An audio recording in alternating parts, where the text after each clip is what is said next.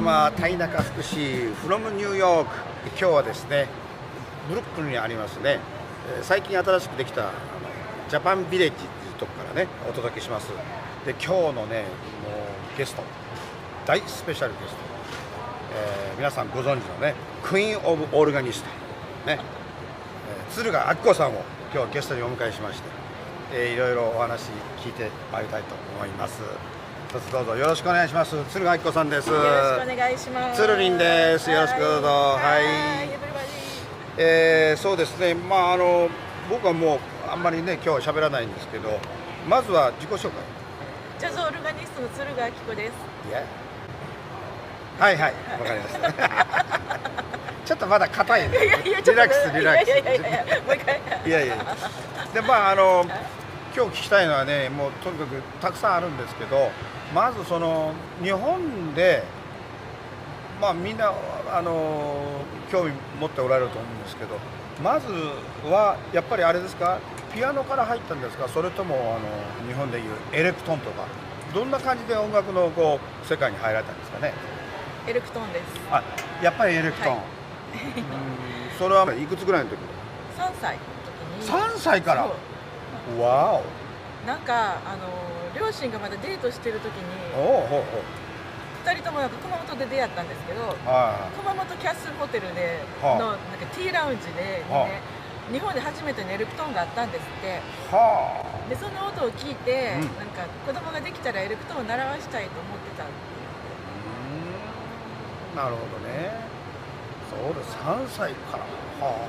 それで3歳からずっとエレクトーンやってて、その後はピアノに出会うわけですよね。いつ頃からピアノを弾き出したんですか？ピアノはね、私ずっと子供の頃からエレクトーンとバレーボールやってたんですよ。バレーボールやったらちょっと聞いたことあるね。小学校4年生の時からずっとバレーボールやってて、うち尼崎市って総合選抜制度っていうので公立なんですけど、それ中学校高校ほとんど同じメンバーなんですよ。だからここの中学からここの高校っていう大体決まってて、で小学校もすごいバレーが強い地区で、だから小学校も中学校も高校もめっちゃ強かったんですよ、バレーが。で高校の時は西近畿大会2位になったりとか、あと中国に遠征に行ったりとかで、私はもうその頃背が伸びなかったから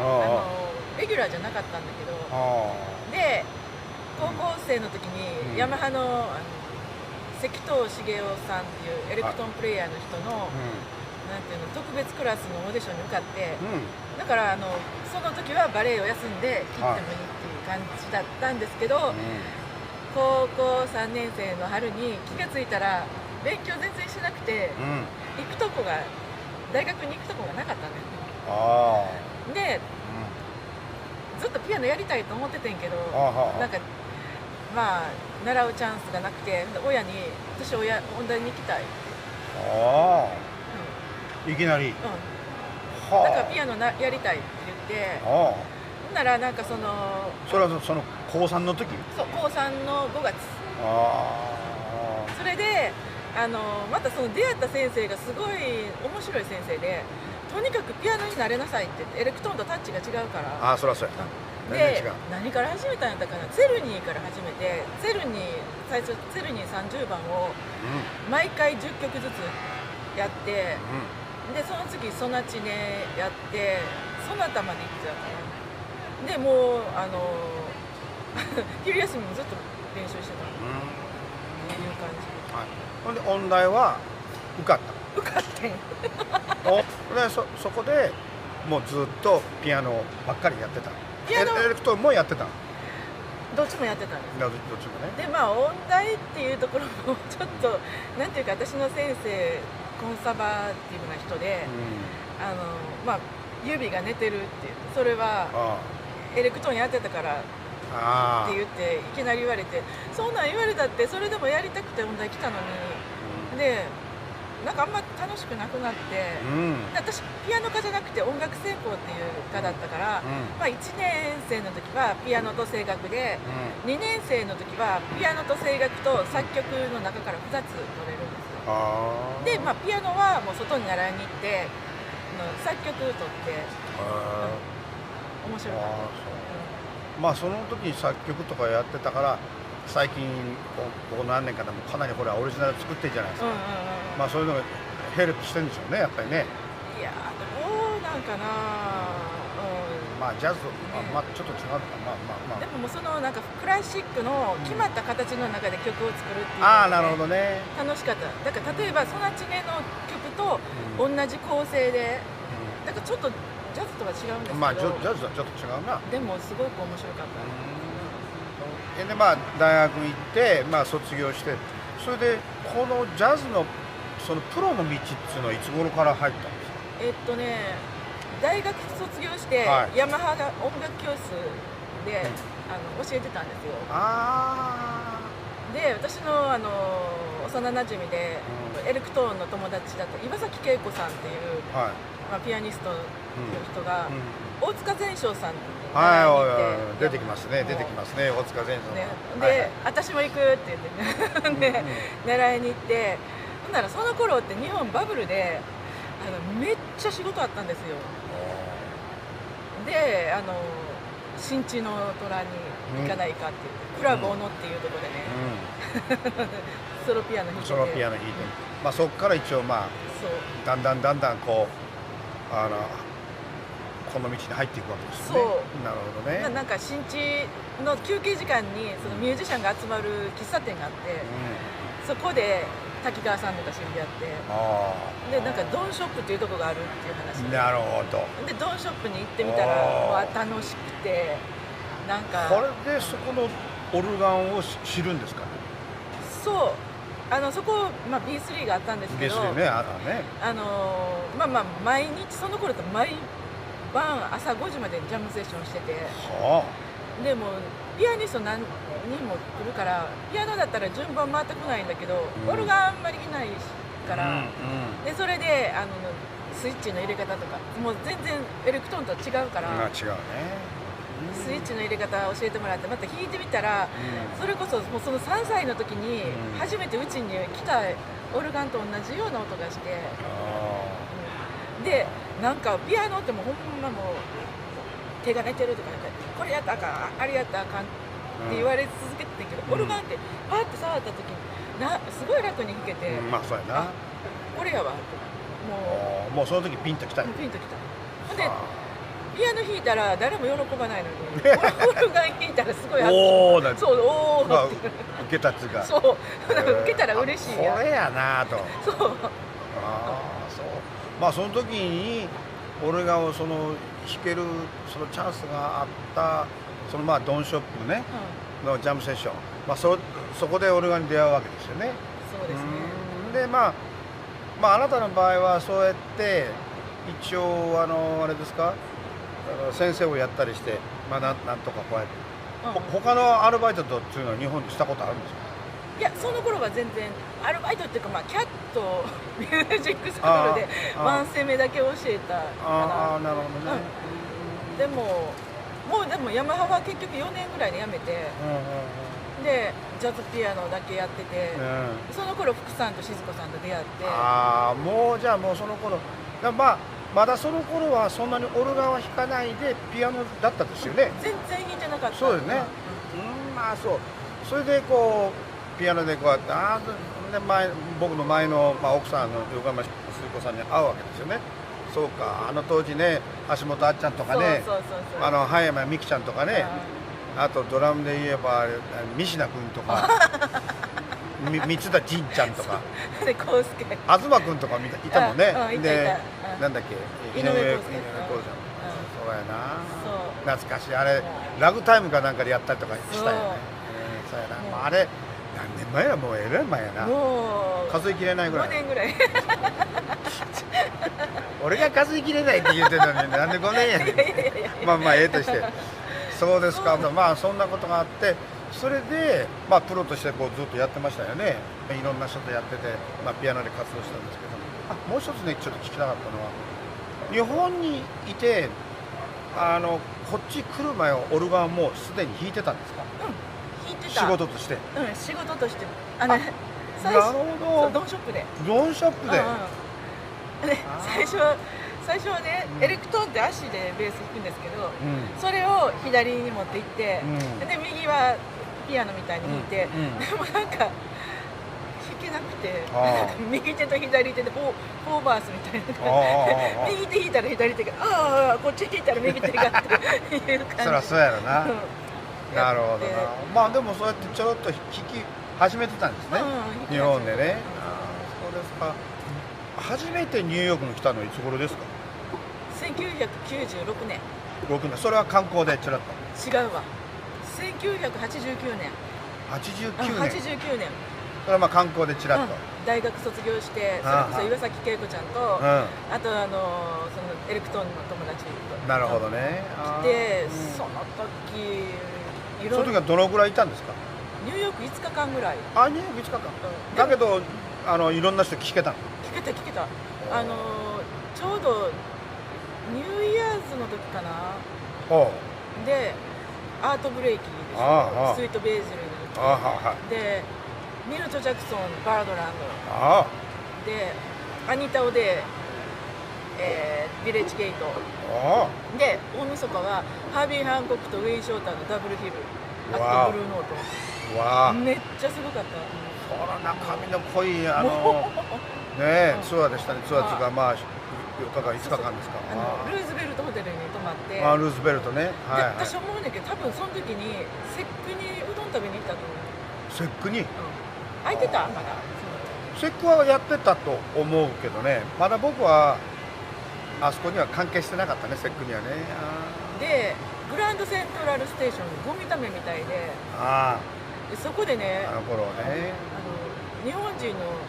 サックスの人がいてその演奏がどうっていうよりもこのゴミためで中でほんでなんかね覚えてるのが電車が真っ赤かであああれ何トレインやったんかな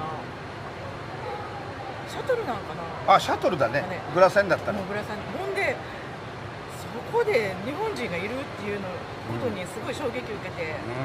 なんかプレーがどうとか全然覚えてなくて一応では一人でやってはった。一人じゃなかったよ何人かでやるうんおお。そうびっくりして、まあそうやってその時は一回帰ってでまた数年後に結局来るわけですよね。うんその後何回か来たの？こっち住み出すまでは。もう何回も来た何回も来て、何回も来たほんで最終的にそのあれ住み出したのいつ頃でしたっ2001年け？2001年から。来たのは2001年1月31日はあ、よう覚えてるな。ほんでその時は実際自分のそのなんていうんですかこう感覚でオルガンとピアノはどっちが多かったやってる来た時は。何にも考えてなくて、うん。ちょっと話脱線するんですけど、はいはい来た理由っていうのが、はいろんな人と演奏してみたかったんですよ、それとやい。はい。っぱり大阪にいてて、うん。私あんまり馴染めなかったんですああ、なるでほどね。福さんと静子さんと会ったことってもうほんまにもうなんかうん人生のなんていうのライフチェンジみたいなあ印象であニューヨークの人ってこんなんなんやと思ってあでそれでウィントン・ケリーのこともそれで知ってああ、なるほど。で一生懸命コピーして。レコード聴いたりとかうんでそれからまあドンショップに行ったらいろんなミュージシャンがいててそうやな。で私の場合なんかアメリカから来た人にはめっちゃ褒められんねんけどもあう日本人にケチョンケチョンに言われて、まあ、月曜日のナイトでやってたんですけど、遅い時間あ、はい。まあ仕事終わった人がみんな来るじゃないですか、こんななんかもういろいろみんな好き放題言うて、でなんかもう今やったらなんで言われたんか分かるんですけど、とにかく私あんまり練習してなかったからなんでやねん。なんかっていうかねどこから何をやったらいいか分からへんっていう感じでなんかね言われてもしょうがないだろそうだねしょうがないけどやっぱり言われたら傷つくんですよ。まあほらほら傷つな乙女心にそうそうオーマイガー。はい。でなんかある日ある日ね、ブルーノートにジミー・スミスが来て、はあはで見に行ったんですよ。あその頃ちょっとオルガン始めてて、うんほんならグラディ程度やって、ああでグラディさんに「もう私全然英語喋らへんけどあそこでジャムセッション」って言ったら来はって、あでまあ弾いたらなんかね「君ねすごいいいこと弾いてんのにねイントネーションがない」あなんか喋っててもこうやってね抑揚あるやろってあそれとね同じよう同にじようにイントネーション出しなさいと。これは弾いてるのはジャズの言葉やからうんやっぱりイントネーションがいるってだから喋ってるみたいに弾いてみっそうやな、ええ言葉やな。ていう言われて弾いたらほんまなんかパッてスイッチが変わったああそうかこういうことやねんやわと思ってあ、なるほど。ほんでその時にグラディがねいやもうすごい褒めてくれてうんでニューヨークに来いって